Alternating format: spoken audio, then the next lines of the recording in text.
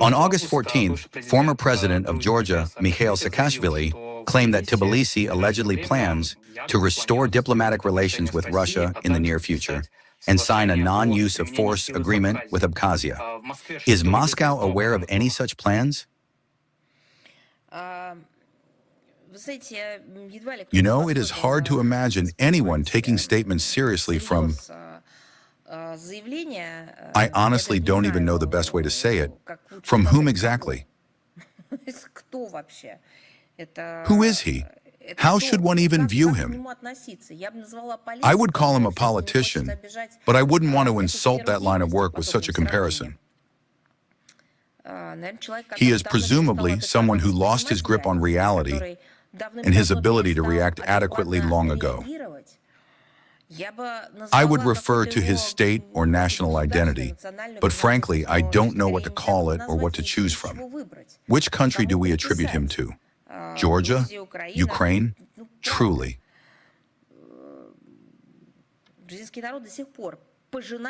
The Georgian people are still reaping the bitter fruits of the reckless gambits of this bankrupt figure, if we must even use the word politician.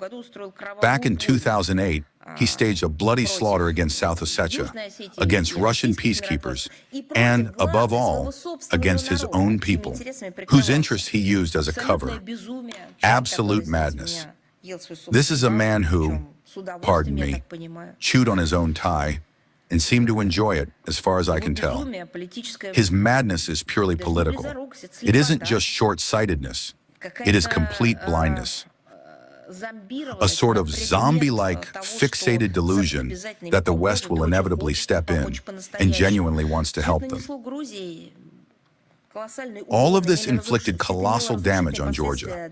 All of this brought devastating consequences upon Georgian statehood.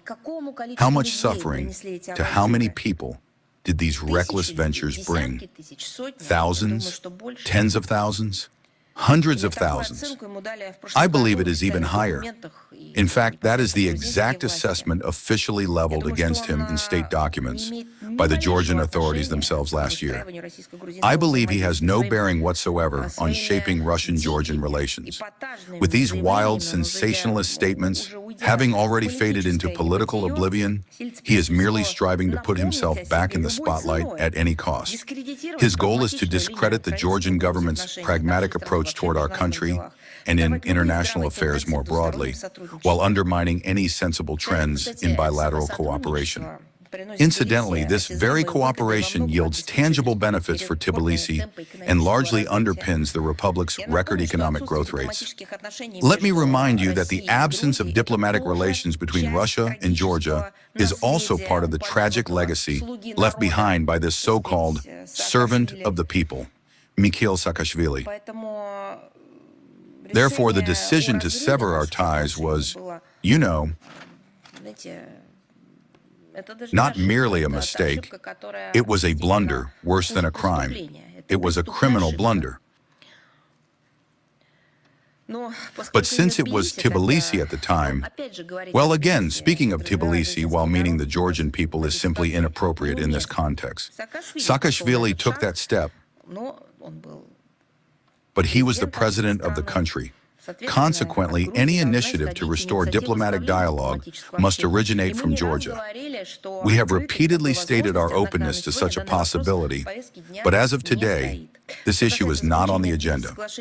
Regarding Tbilisi entering into non-use of force agreements with Abkhazia and South Ossetia, we have long called on Georgia to do so. We expect the Georgian side to recognize the new geopolitical realities in the South Caucasus and in the near future begin practical efforts toward drafting and signing these documents. Binding legal obligations of this kind will serve as a reliable guarantee against a repeat of the tragic events of August 2008.